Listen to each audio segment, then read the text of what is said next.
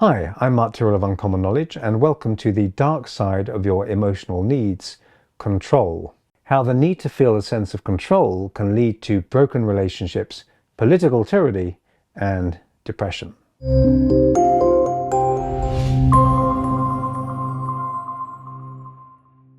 If everything seems under control, then you're just not going fast enough. So spoke Mario Andretti, the racing driver. What can you control in your life? Your health? What others think of you? How happy your lover is? The weather? Your finances? Your future? Your appearance? Your mood? Other people's moods? Can you control these things completely or just influence them to some extent? Some folk feel that they should have 100% control, others that they have no control at all over anything. This is part 3 of my Dark Side of Your Emotional Needs series, and you might have seen the other parts already, part 1 and 2. In this series, I explore how meeting needs in damaging ways is at the heart of much human suffering, emotional disturbance, and tyranny. We've looked at how, when people's needs remain chronically unmet, they become vulnerable not just to mental illness, but also to manipulation by the unscrupulous. How did she fall for that conniving con man? Well, maybe he seemed to meet an unmet need in her life. How did he fall for that murderous cult? Likewise, it seemed to offer something that had been chronically lacking in his day-to-day life before he got sucked into the cult. Promises, promises. To rehash the analogy I've been using throughout this series, if you're dying of thirst, you might just drink engine oil. In this video, I want to talk about how the desire to feel in control can work and be used against us. One thing's for sure, we all need some sense of control. We often equate self-direction and autonomy with words like dignity, a word which, when you unpack it, really means control over one's decisions and actions.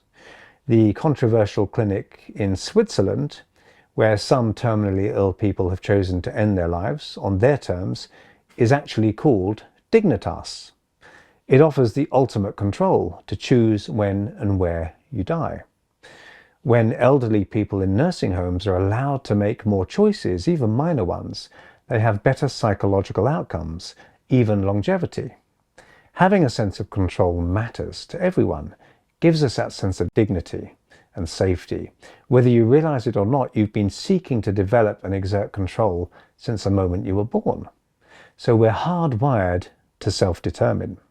From the second we're born, we seek autonomy, independence, and control.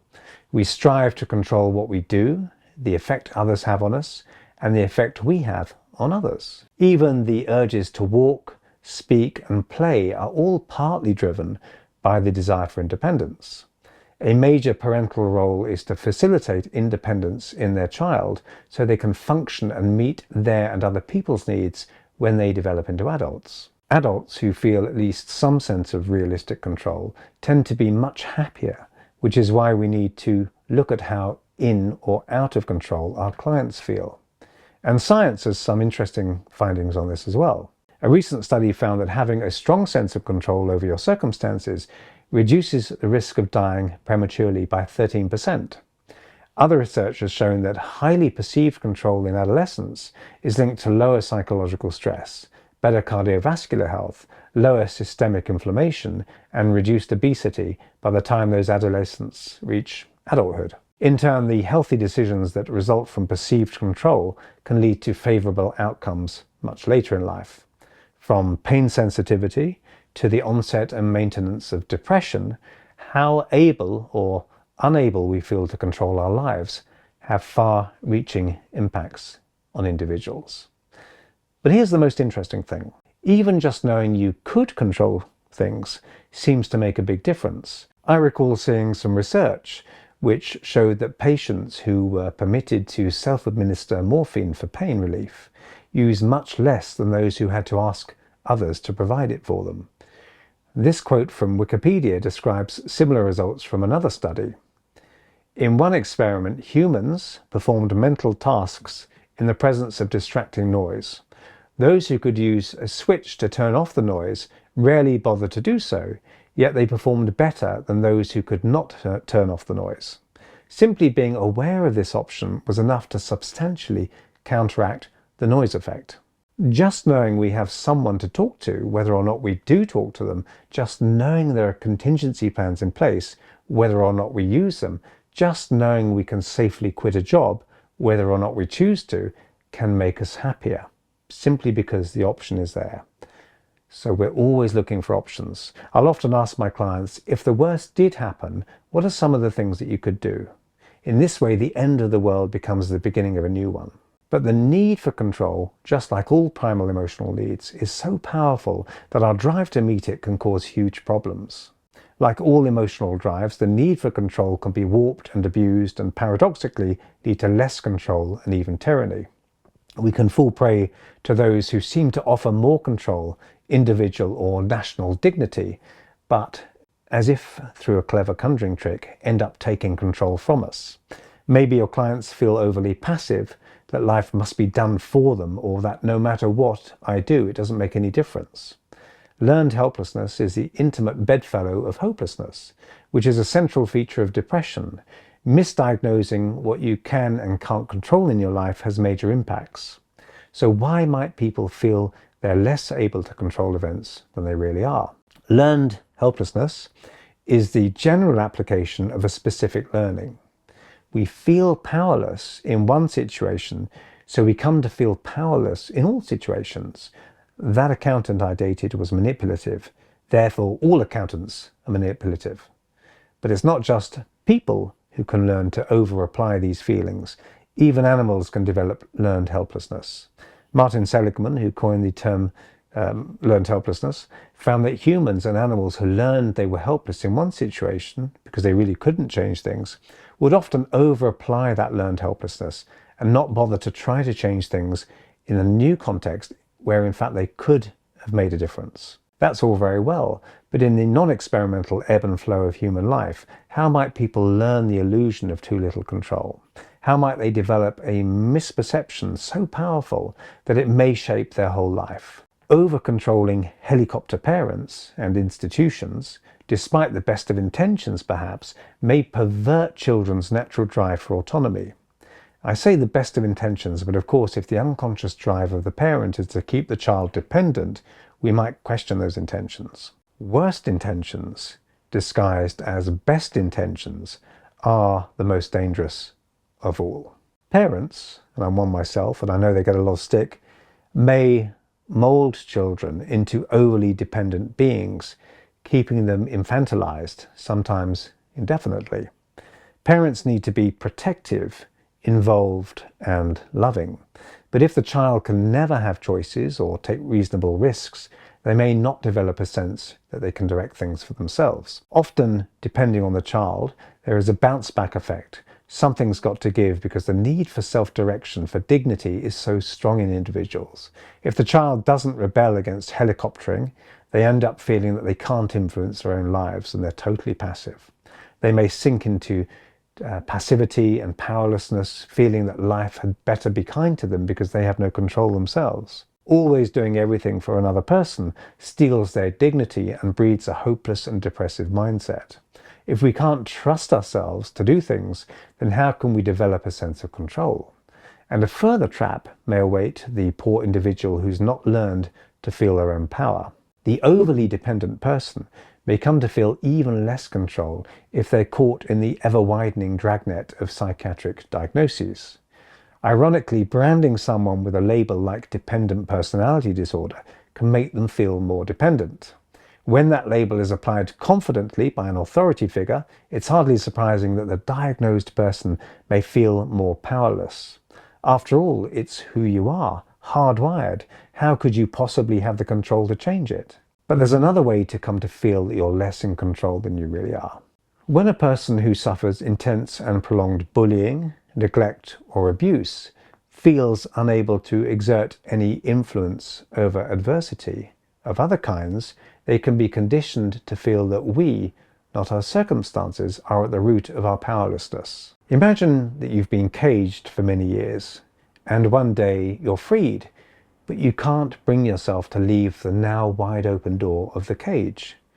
That's what it's like for people with a powerless mindset. Doing too much for a person can condition them into that mindset, as can prolonged adversity. Whatever the route to passivity, the result is often the same: depression and a sense of meaninglessness. As meaning-seeking, meaning-making creatures, this can feel like purgatory.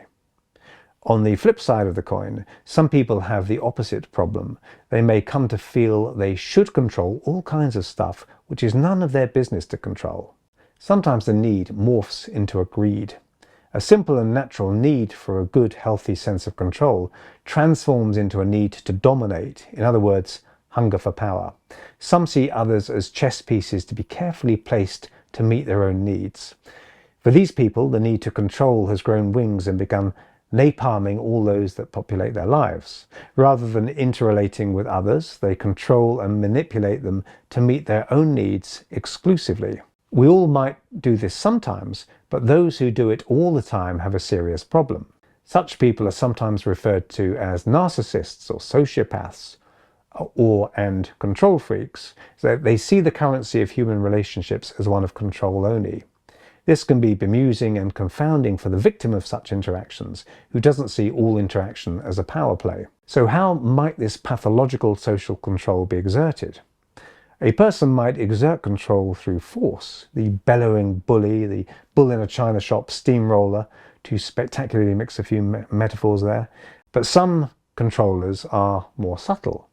You might not even know you've been controlled until you spot the trend. Some people bully you so nicely for your own good, you can forget that it's bullying. Others may control those around them more artfully through emotional blackmail, exercising control by playing the victim, guilt-tripping you. If you leave me to go out for this one evening with your friends, I don't know what I'll do. After all I've done for you. No, you go out. It'll be fine. Don't you worry about me. You go and enjoy yourself. Emotional blackmailers control others quietly and subtly, all the while seeming to have no control, whilst actually exerting a great deal of control. Such attempts at controlling others often result when our ideas about how things might be are too tight. Some people are perfectionists, rigid and brittle in the way they go about parts of their lives. Of course, many people can be like this sometimes, but for others it's an ongoing part of their personality, and it can cause real problems. They know exactly how they want things, and unless you know too, boy, are you in trouble. Maladaptive perfectionism is the desire or need to control all kinds of things that actually we would do well to relax with not having to control. The need for a sense of control can get so out of hand that we can't keep up with it, and ironically we end up feeling less in control. So paradoxically, relaxing with not having to control things gives you a greater sense of control. So often the antidote lies in the development of the capacity to relax with uncertainty. And of course, the feeling of wanting to control what may be none of our business to control doesn't have to be malicious. It can be done with the very best of intentions. Often people who overextend their sense of responsibility, control, are decent and caring people. They may feel responsible for all their friends' and neighbours' marriages. Okay, maybe I'm exaggerating mildly. Or for every little thing to do with their grown children's lives. So sometimes, people do have the best of intentions at heart, and they're not just trying to control other people. And as I mentioned, people may try to control others by trying to make them feel guilty, by suggesting that the person they're targeting should have been able to control all kinds of things that they chose not to. You should have known I'd be angry. You made me do this. You should have controlled that. When the need for control is subverted because it's not met healthily, all kinds of emotional problems can arise. Occasionally I've seen clients who've told me they have at one time attempted suicide. One woman who'd actually planned to kill herself said, Mark, it's weird, but when I made the decision, I felt better. Like at least I could do something. At least I could control this. This shows how vital the need for autonomy is, and how when people don't meet it healthily, it will try to find expression in unhealthy, even fatal ways. The thwarted need for control, along with the need to feel safe, might also drive psychological conditions such as depression. Perfectionism has been linked to a much greater risk of suicide. Obsessive compulsive disorder, Jealousy, we feel we should control the actions or even thoughts of the object of our focus. Eating disorders, and of course chronic anger. We become enraged when we feel that we're not getting what we want, not shaping reality the way we want it to be. All these conditions seek to increase our sense of control, but paradoxically can lead to feelings of loss of control. And our individualistic culture doesn't always help us as far as the personal control issue is concerned. The you can do anything idea. People reared with the idea that you can be whatever you want to be can paradoxically be disempowered by that idea. Why? Because when these self-righteous waves of oversimplified fantasy crash against the unforgiving rocks of reality, the disappointment can be so great as to send people to the opposite pole, feeling that they can't be anything they want to be. So one extreme to the other. Human beings have been around for too long to still be peddling oversimplifications. Yes, we can do amazing things, but wanting it isn't enough on its own. Knowledge, hard work and perseverance, personal predilection and the flexibility to change course if things aren't working are also pretty useful. Plus the ideology of I can be anything I want to be is a slippery slope. It can so easily be directed towards others. You can be anything I want you to be. Buying into the overly simplistic self-help ideas that everything, even disease, is down to what we want and therefore under our control is dangerous. On the other hand, learning how to relax with uncertainty, develop resilience and be cool with ambiguity are capacities that can really help people thrive and feel a greater sense of control. So is a little bit of cynicism. Through the ages, many leaders have sucked people in with the promise of more control right before snatching control away from them. So briefly, there are 5 simple steps to tyranny. Now, Adolf Hitler said the Third Reich will always retain its right to control the owners of property. It is imperative to carry out merciless mass terror against the kulaks, priests and white guards. Unreliable elements are to be locked up in concentration camps outside the town. So said Vladimir Lenin. And both leaders promised greater control whilst snatching it away. Without further ado, here then are 5 simple steps to becoming a successful dictator. Please don't follow them. Step number 1, take one group or nation of people who don't feel much control. Step 2, raise the anger and bitterness levels to a greater pitch, slowly bring to the boil. Step 3, sprinkle in some emotionality, arousing promises of reclaiming dignity and control. Step 4, add a dash of expectation that your system will give the people greater control and therefore dignity and status. And finally, step 5, serve up your own power and take control from the very ones you promised it to. Mind you, to serve up this dish, you might need a healthy or unhealthy dose of charisma, just like Hitler or Stalin or Jim Jones. But if world domination isn't one of your hobbies, what about money? Scammers, and I include cult leaders, though to be fair they may also be scamming themselves, often offer the chance at great riches. We want more money because more money gives us more control. We may feel also that Kashola increases our status, meaning we have more control over what we believe others think of us. And one thing's for sure, it certainly increases our options. And the more options you have, the more control you have. Equating money with more control is all very well, but the drive for this kind of control can become so acute that we can be left in ruins by the first person who seems to say, follow me and get rich quick. Our desire for money and status and all the other goodies of life, for that matter, can perhaps be traced to our initial attempts as infants to move and direct our own realities, to get out of the playpen. If you feel powerless, that you have little dignity or autonomy, then your increased hunger for control might let you fall prey to any entity that seems to promise more. Watch for power plays in everyday life. How do others seek to exert control in all the myriad subtle ways of doing it? How many emotional problems, when we look at the pattern, are just misguided attempts to gain more control in ways that backfire and make things worse for the person themselves, as well as for those around them? How many puzzling or harmful behaviors are actually just cries for more control? How in control do your clients feel? What parts of their life do they feel they can influence, and what parts not so much? How can we help them to increase their sphere of influence, or relax with the feeling that they must control stuff they really don't need to control? It's not always easy to control ourselves, and sometimes it might seem easier to let others control us, or for us to try to control other people, to let them do the work. But we all need the power, control and dignity to make at least some important choices for ourselves. The trouble with handing over the steering wheel to someone else is that your best interests may be the last thing on their minds or in their hearts, whatever they tell you. As Lao Tzu said, "He who controls others may be powerful, but he who has mastered himself is mightier still."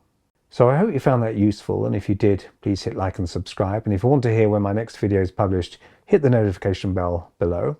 I'm Mark Tyrrell of Uncommon Knowledge, and if you'd like to subscribe to my email newsletter, you can find it over at unk.com/blog. That's unk.com/blog, and thanks for watching.